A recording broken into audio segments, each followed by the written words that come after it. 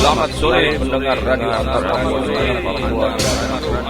Saat lagi Anda akan mendengarkan berita antar Papua dalam program Mimika dalam Berita. KUA tegaskan tokoh agama tidak boleh menjadi wali hakim pernikahan. Kepala Kantor Urusan Agama atau KUA Distrik Mimika Baru, Muhammad Hatta menegaskan, para tokoh dan pemuka agama tidak boleh menjadi wali hakim dalam pernikahan karena akan membuat pernikahan tidak sah. Saat ditemui APN di tempat kerjanya Jumat 2 September 2022, Hatta menjelaskan, menurut peraturan Kementerian Agama dan Pengadilan Agama yang bisa menjadi wali hakim adalah kepala KUA. Hatta menambahkan wali hakim hanya boleh diangkat oleh calon pengantin apabila wali nasab atau orang tua mempelai perempuan sudah tidak ada, berhalangan hadir, atau melimpahkan tanggung jawabnya kepada wali hakim.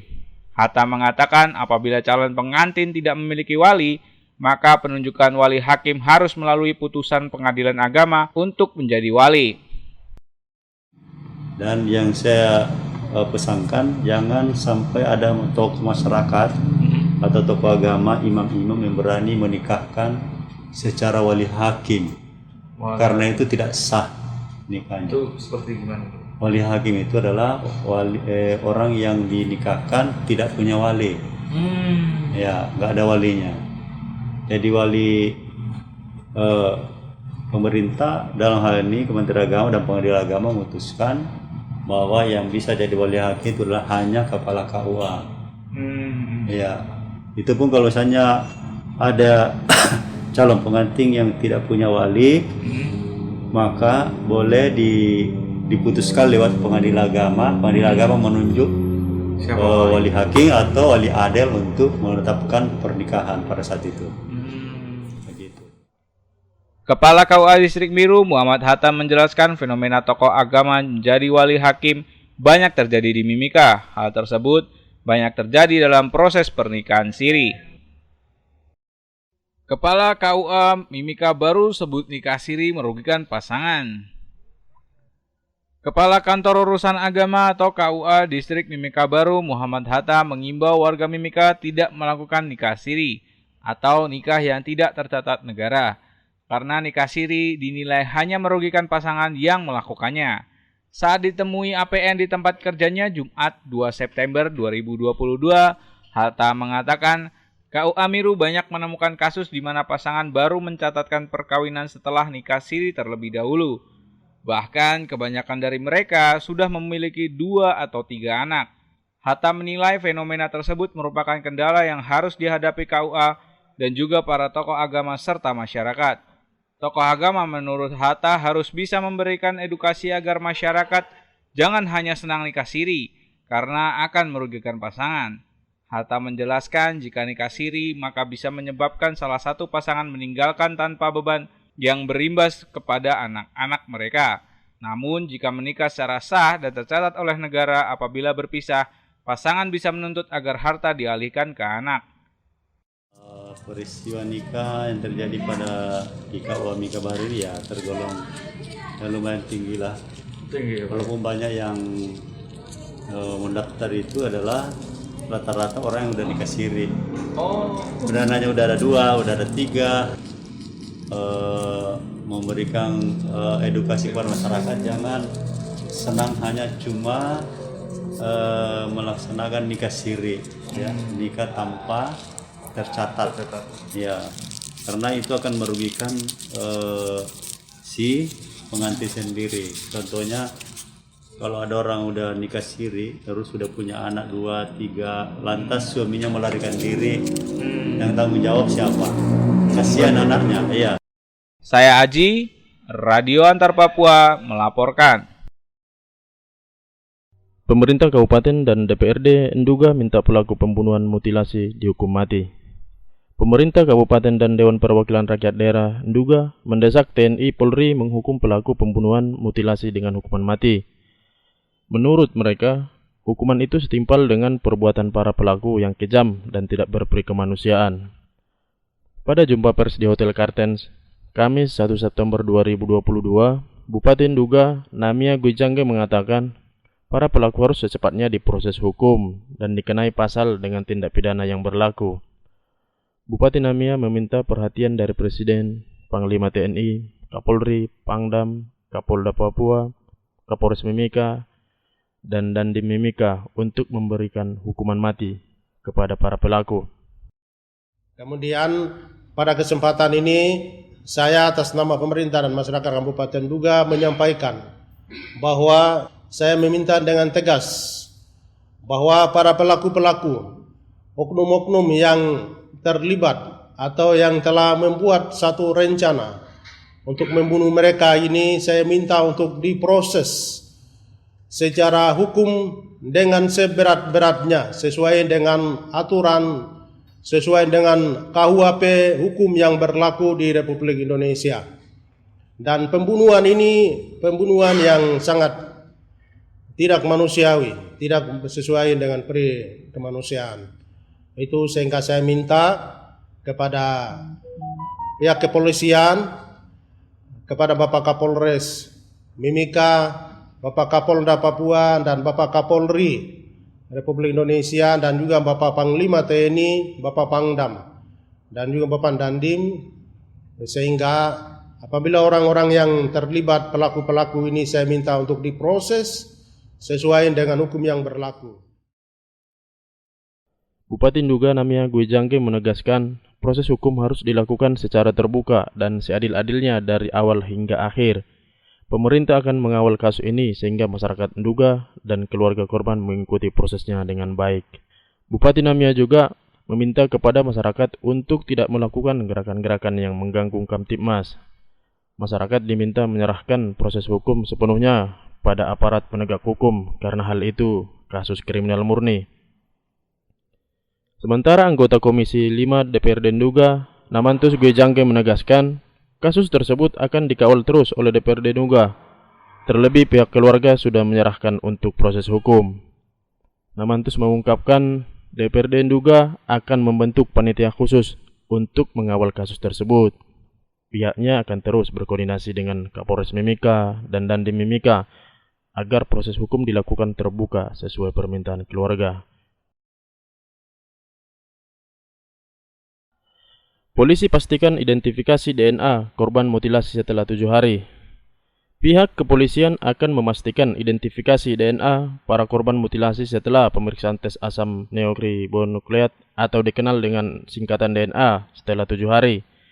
Pemeriksaan DNA dilakukan Bidang Kedokteran dan Kesehatan atau Bidokes Polda Papua yang dipimpin Dr. Jimmy Victor Sembai pada 4 potongan badan korban mutilasi. Proses tes DNA dilakukan di 2 tempat, yakni di Klinik Tribrata Polres Mimika dan di Rumah Sakit Umum Daerah Mimika, di mana Klinik Tribrata digunakan untuk mengambil sampel DNA dari keluarga korban dan di RSUD Mimika untuk pencocokan DNA. Saat menggelar jumpa pers di Rumah Sakit Umum Daerah Mimika, Kamis 1 September 2022 malam, Dr. Jimmy Victor Sembai menjelaskan tim dokter Polda Papua telah memeriksa 4 kantong jenazah. Dari 3 kantong berisi bagian potongan badan dan 1 kantong berisi body part yang terdiri dari sebagian tulang belakang, paha, dan bokong. Dr. Jimmy mengatakan pengambilan sampel DNA dilakukan karena bagian kepala dan bagian tubuh lainnya belum ditemukan, sehingga untuk mengidentifikasi korban akan dibandingkan dengan DNA keluarga dan DNA korban. Jimmy mengatakan proses pemeriksaan tes DNA ini membutuhkan waktu selama seminggu atau 7 hari. Dirinya berharap pihak keluarga bisa bekerja sama dan bersabar. Identifikasi menjadi sulit karena bagian kepala korban belum ditemukan. Bidang Kedokteran dan Kesehatan Polda Papua, Dr. Jimmy Victor Sembai menjelaskan pemeriksaan sampel DNA membutuhkan waktu karena tim harus mempersiapkan sampel untuk dikirim ke Polda Papua untuk mencocokkan identifikasi DNA. Sehingga dengan hasil pemeriksaan tersebut, maka akan bisa diketahui identitas atau keluarga korban mana yang berada di kantong 1 sampai 4. Dan kemudian pihak keluarga bisa tahu potongan badan korban yang menjadi keluarganya. Saya Abi, Radio Antara Papua melaporkan. Bank Mandiri menilai ternak ayam dan telur lokal punya potensi bagus di Mimika. Microbanking Cluster Manager Bank Mandiri Timika, Sheldon Helbert Sendoh menilai komoditi usaha yang paling pesat perkembangannya di Mimika adalah ternak ayam dan telur lokal. Saat ditemui di ruang kerjanya Jumat 2 September 2022, Sheldon mengatakan meski terbilang cukup sulit dan menguras tenaga, namun usaha ternak ayam dan telur merupakan salah satu jenis usaha yang sangat menjanjikan di Mimika. Sheldon mencontohkan salah satu nasabah Bank Mandiri Timika bernama Oki. Sebagai pengusaha telur, Oki mampu berkembang dari kecil hingga kini menjadi salah satu supplier resmi telur di Mimika dan memiliki 15 kandang ayam di SP3. Di mana awalnya Bank Mandiri hanya memberikan limit pinjaman sebesar 25 juta rupiah, namun sekarang sudah mencapai 500 juta rupiah. Sheldon mengatakan, bahkan jika ada pengusaha-pengusaha baru yang hendak melakukan pengajuan KUR dengan jenis usaha yang sama, maka Bank Mandiri akan lebih dulu meminta rekomendasi dari Oki sebagai bahan pertimbangan. Peternakan. Ya, karena jujur kalau kita lihat usaha di sini yang paling bagus saya lihat ya, itu ternak ayam petelur. Karena jujur ada salah satu pengusaha yang dulu dari kecil di Mandiri, itu Pak Oki. Itu sekarang dia jadi supplier telur, terus rak telur dan lain-lain, itu dia yang bawa dari Surabaya semua. Jadi dia sudah ditunjuk jadi agennya lah di sini. Jadi kalau misalnya ada peternak-peternak baru yang mau coba join, itu melalui beliau. Karena beliau juga ditunjuk langsung dari dinas peternakan juga. Jadi jujur dia dari kecil dari kita kasih limit 25 juta sampai sekarang udah 500. 500 juta sekarang. Udah besar sekali sekarang. Microbanking Cluster Manager Bank Mandiri Timika, Sheldon Helbert Sendoh mengatakan terdapat 12 orang pengusaha ternak ayam dan telur lokal yang dibiayai Bank Mandiri melalui KUR. Para pengusaha itu bahkan telah menjangkau pasaran di luar Mimika. Telur-telur lokal ini biasanya dikirim ke Kabupaten Jayapura, Kabupaten Merauke, dan Kabupaten Puncak. Ia menambahkan, untuk ternak ayam dan telur lokal terbaik di seluruh wilayah Papua hanya ada di Mimika dan Kabupaten Biak. Kabupaten Mimika dan Biak kini diketahui menjadi swasembada telur. Rencana kolaborasi Dinas Koperasi Bank Mandiri masih tunggu pertemuan. Microbanking Cluster Manager Bank Mandiri, Sheldon Helbert Sendoh mengungkapkan, pihak Bank Mandiri masih menunggu agenda pertemuan bersama Dinas Koperasi dan UKM perihal kerjasama penyaluran kredit usaha rakyat atau KUR pada pelaku UMKM. Saat ditemui di kantornya Jumat 2 Agustus 2022, Sheldon mengatakan sebelumnya Dinas Koperasi dan UKM Mimika telah menyurati Bank Mandiri kantor cabang Timika dalam rangka agenda pertemuan antar kedua pihak untuk rencana kolaborasi tersebut. Namun karena akhir bulan, pihak Bank Mandiri tidak bisa sehingga meminta untuk mengundur pertemuan. Agenda pertemuan antara Dinas Koperasi bersama Bank Mandiri ini, kata Sheldon, kemungkinan akan membahas kerjasama dan kolaborasi tentang penyaluran KUR pada pelaku UMKM. Pihak Bank Mandiri juga diminta untuk memberi sosialisasi terkait penyaluran KUR. Diketahui, hal ini juga merupakan upaya Dinas Koperasi bersama Bank Mandiri untuk mendongkrak perekonomian pelaku UMKM lokal, sekaligus memberikan edukasi kepada pelaku UMKM agar dapat mandiri dan meningkatkan kualitas produknya. Kalau beliau mintanya sih nanti ada mandiri kalau memang bisa, dia minta ada bantuan gitu. Cuman kan untuk proses bantuan itu kan kami harus mintakan ke pusat juga nih. Makanya kita minta masukan surat aja, nanti kita coba masukkan ke sana. Tapi tidak serta-merta langsung dibantu itu. Sosialisasi itu saja.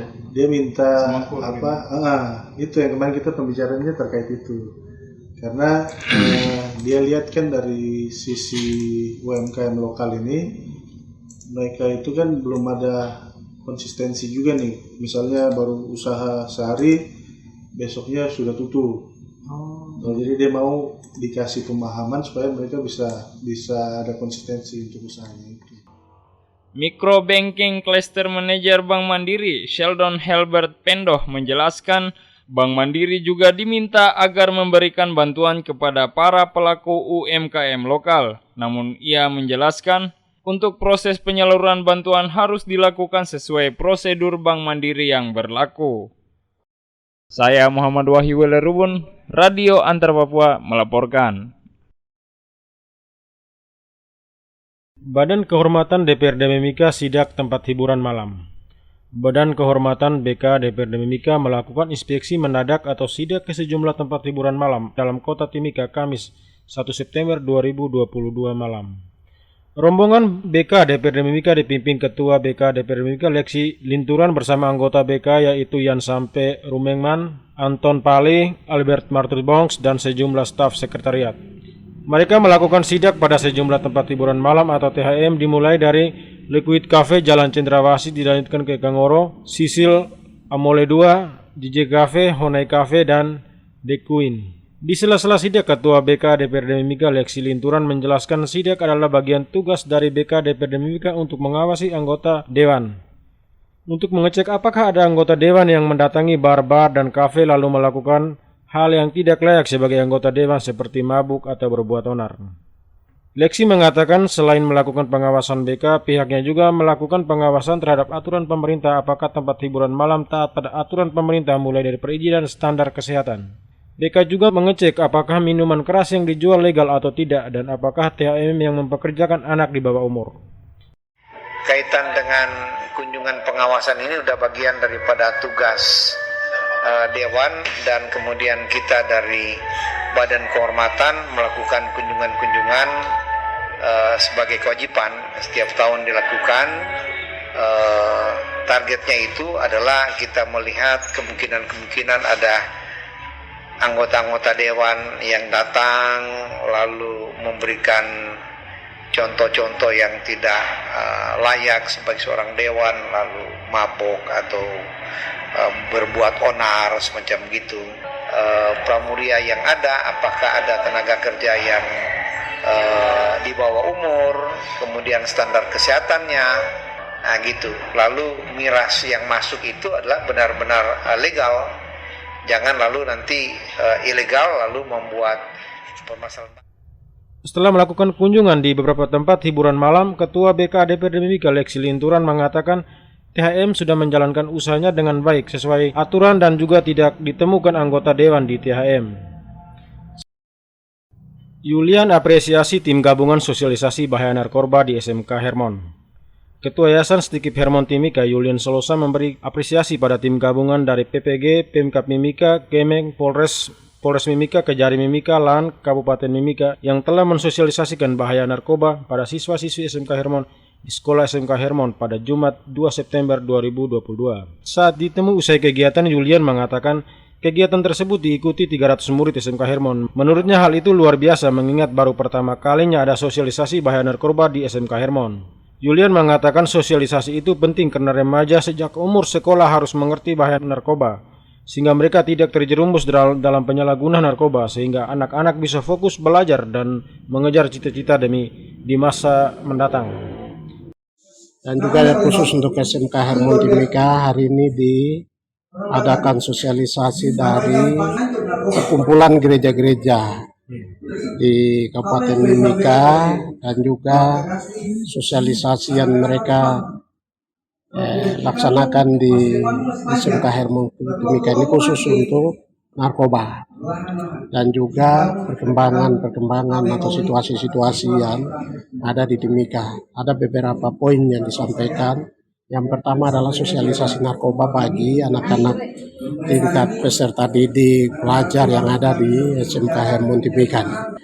Dan intinya bahwa mereka mendorong anak-anak bangsa ini untuk yang pertama adalah mereka belajar dengan baik, yang kedua adalah mereka harus takut Tuhan.